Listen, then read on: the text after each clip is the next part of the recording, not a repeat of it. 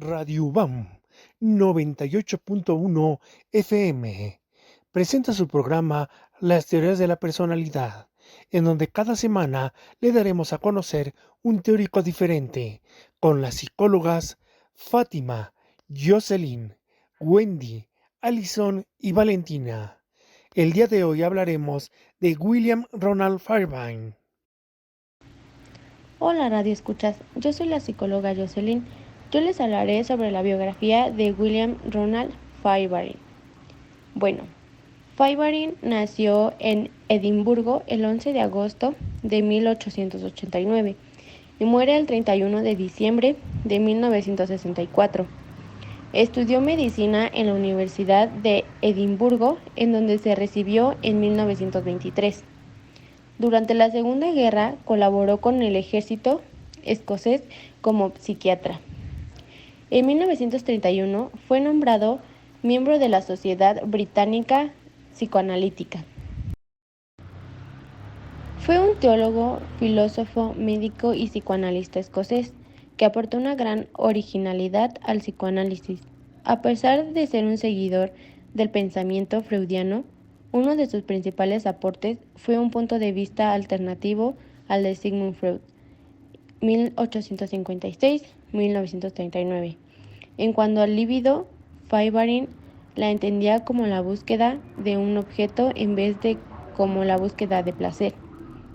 En 1931 presentó un caso clínico llamado Aspectos en el análisis de una paciente con una anormalidad física genital, y como consecuencia de la calidad del mismo, fue nombrado miembro de la British Psychoanalytical Society. Su único libro publicado en vida y traducido al castellano es Estudio psicoanalítico de la personalidad, ya que su obra no ha tenido una gran difusión. Ahora los dejaré con la psicóloga Valentina, que les mencionará los primeros estudios del autor. Muchas gracias, psicóloga Jocelyn. Yo les comentaré sobre los primeros estudios que realizó Fairbairn. Primeros estudios. Se interesó por todas las experiencias y relaciones que el niño establecía. Los niños maltratados, lealtad a los padres que abusan de ellos. Abandonar los vínculos establecidos produce un gran terror. Analista, psicoterapeuta, debía alejarse de una actitud científica estricta. Esto era contrario a lo que mantenía Freud. Estructura y energía son inseparables. La descarga de energía de manera desorganizada conduce al fracaso. El principio del placer conduce al deterioro de la conducta. El niño llega a formar y construir los objetos internos cuando sustituye las relaciones insatisfactorias con los objetos reales de manera externa. Lo primero que se introyecta es el objeto malo o insatisfactorio. Ahora les mencionaré las principales aportaciones de este autor. Principales aportaciones. Uno de sus principales aportes al paradigma psicoanalítico fue el haber brindado un punto de vista alternativo respecto a la libido. Introducción de la posición esquizoide en la base de la estructuración psíquica. Caracterización de la posición esquizoide. Aporte más significativo se ubica en el campo de las relaciones objetales. Continuando con este autor, la psicóloga Alison les hablará de la teoría psicodinámica de Fairbairn. Muchas gracias, Valentina. Yo les hablaré sobre la teoría psicodinámica de Fairbairn. Postula que existe un yo central que nace con el niño, pero debido al conflicto, el niño se ve forzado a disociar las relaciones de objeto inaceptables a los estados del yo.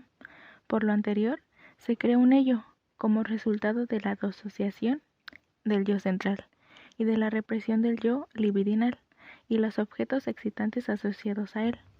Así que la tarea de la madurez se convierte en restaurar el yo central y reducir el yo libidinal y sus objetos excitantes. Abandona definitivamente la concepción freudiana del ello, que se deriva del psicoanálisis clásico, para sustituirlo por el término de un yo libidinal, alusivo a la estructura del niño en desarrollo, rechazando la concepción psicoanalítica de los impulsos o instintos. A continuación, la psicóloga Jocelyn les mencionará los conceptos de la teoría psicodinámica de Feyerabend. Muchas gracias, Alison. Yo les mencionaré los conceptos de la teoría de Feyerabend.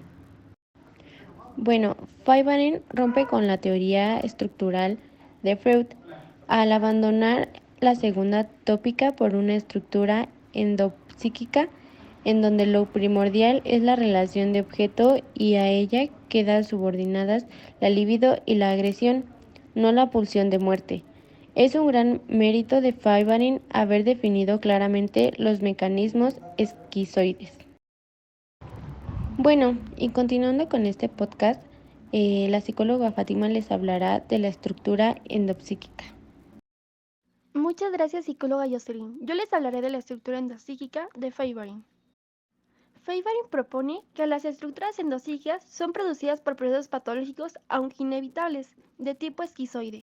El tipo esquizoide es un trastorno esquizoide de personalidad con frecuencia, es decir, que la persona está distante y desconectada de su realidad. Feyerabend en su teoría propone la estructura endopsíquica, es decir, el yo central, el yo libidinoso, el sobreteador interno, el objeto necesitado y el objeto rechazado.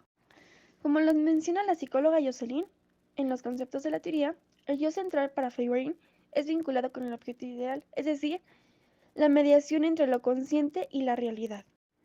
Para Feyerabend, el yo libidinal está ligado al objeto excitante, es decir, de lo inconsciente, el yo infantil, y la identificación primaria con la figura de la madre. Para Feyerabend, el saboteador interno no es un objeto interno, sino una estructura del yo y está relacionado con el objeto interno y el objeto rechazante. El objeto necesitado para Feyerabend es el objeto interno, es decir, el objeto excitante, como lo mencionó la psicóloga Jocelyn. Es el objeto que el niño anhela con pasión, que estimula su deseo, pero nunca lo satisface. Y el objeto rechazante es cuando el niño niega agresivamente tanto la necesidad como la satisfacción del objeto. Continuando con este autor, la psicóloga Wendy les comentará las afirmaciones de Feyerabend. Muchas gracias, Fátima. Yo les mencionaré las afirmaciones de Feyerabend. La primera relación establecida es por el individuo con la madre. El pecho de la madre es el punto central del objeto libidinoso y la boca el punto central de la actitud libidinosa. Es un objeto parcial. Después tenemos las etapas de desarrollo, que es la dependencia infantil. De esta descienden dos ramas, que es la fase oral primaria y la fase oral secundaria. Estas son las transmisiones entre la denominancia infantil y la descendencia a madurar. Es una dependencia madura. A continuación, la psicóloga Fátima les argumentará las diferencias entre la teoría de Freud y Feyerabend. Gracias por su atención.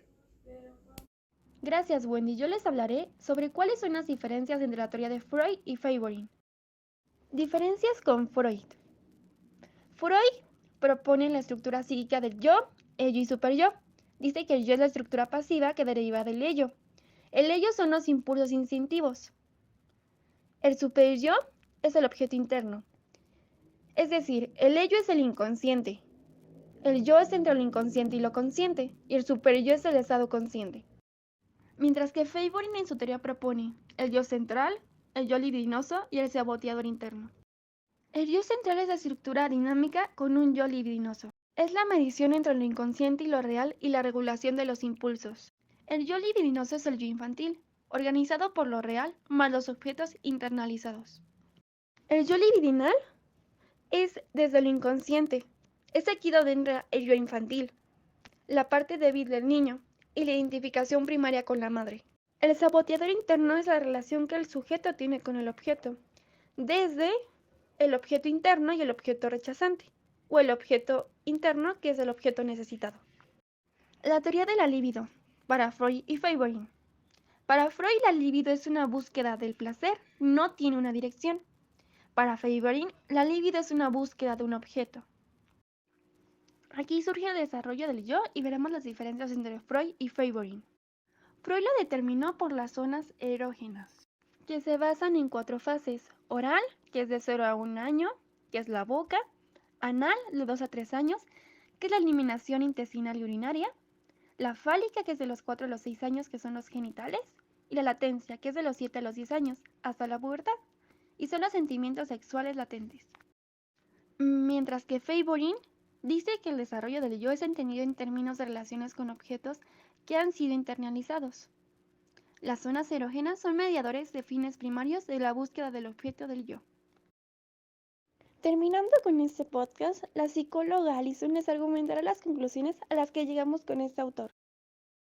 Muchas gracias, Fátima. Como conclusión, determinamos que la resistencia proviene del mantenimiento del mundo interno del individuo como un sistema cerrado. La transferencia puede entenderse como una forma de resistencia, pues deriva de la fijación en los objetos internos y consiste en convertir al analista en uno de esos objetos internos. La tarea terapéutica debe entenderse como el intento por reducir la excisión original del yo, recuperando las partes escindidas y colocadas en las instancias auxiliares, pulsiones y objetos parciales. Este intento produce resistencia en el paciente, resistencia que solo puede ser superada cuando la transferencia ha llegado a un punto en el que el analista se vuelve un objeto bueno, tan bueno que el paciente se atreve a exteriorizar sus objetos malos e inconscientes.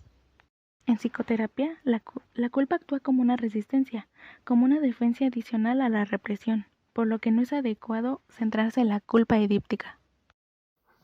Por hoy, ese programa llegó a su final. Agradecemos a la maestra Amaya por contribuir a la realización de este trabajo. Radio UVAM 98.1 FM presentó.